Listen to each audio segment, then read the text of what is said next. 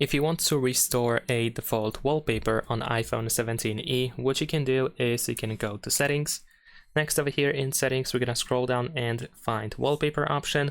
And if you still have the untouched preset, then you should be able to find it in here. And you can tap Set as Current at the top above the set of wallpapers above the pair.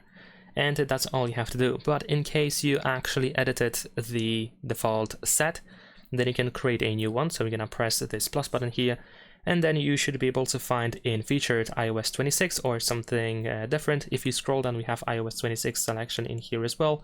So you can tap on the wallpaper that you wish to use, and then you can just simply tap on Add in the upper right corner. You can notice that by default, this wallpaper is dynamic, but you can actually just switch to any of these options that you have in here if you don't want it to be dynamic at all.